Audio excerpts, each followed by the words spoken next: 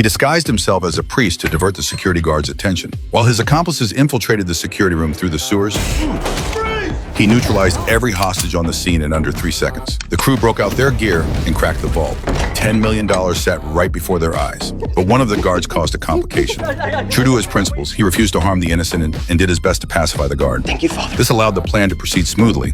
However, the teammate responsible for covering their retreat botched his job, triggering an unplanned explosion that nearly claimed civilian lives.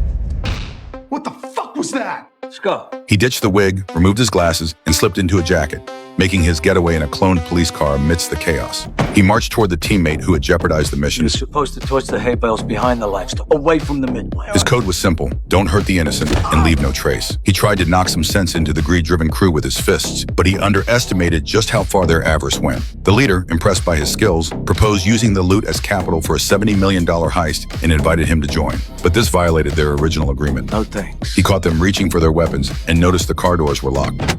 He struck first, taking on all four at once and forcing the driver to lose control of the vehicle. However, the cramped space limited his movements, and the leader managed to shoot him in the abdomen. To survive, he threw himself from the speeding car.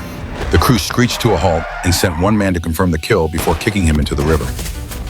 Fortunately, a passing farm couple rescued him. By the time he regained consciousness in a hospital bed, the police had already tracked him down. He choked a passing orderly unconscious and disguised himself as medical staff, calmly wheeling a patient right past the unsuspecting officers. He hijacked an ambulance to flee the scene, using the medical supplies to treat his own wounds. Once recovered, he broke into a hunter's cabin, seized a handgun, and changed his appearance. He wasn't just going to take back what was rightfully his. He was going to make sure those who crossed his line fell from their highest peak into the deepest abyss.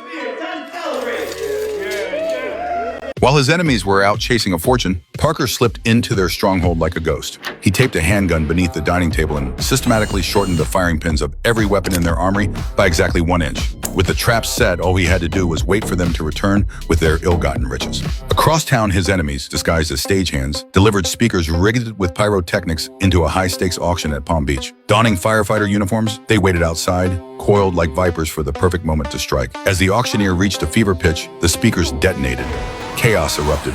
The crew sped into the hall in a stolen fire engine, sweeping up $75 million worth of jewels in a flash. Police boats arrived almost instantly, but were intercepted by the crew's getaway driver. By the time the actual firefighters reached the scene, Well, they're already in there! the thieves had already swapped their gear for scuba suits. Beneath the surface and under everyone's noses, they made a flawless underwater escape.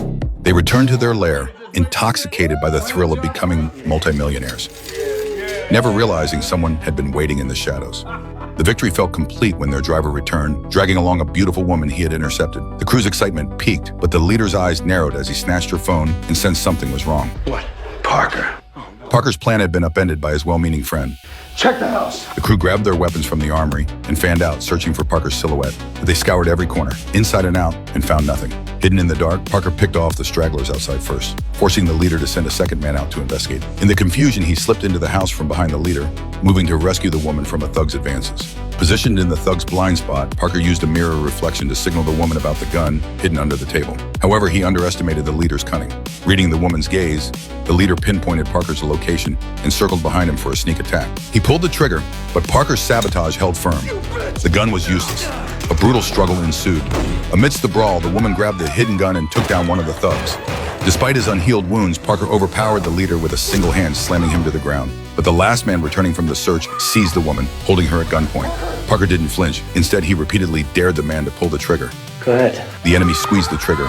After saving the woman, Parker left her with a parting word. You're supposed to torch the hay bales behind the livestock pavilion.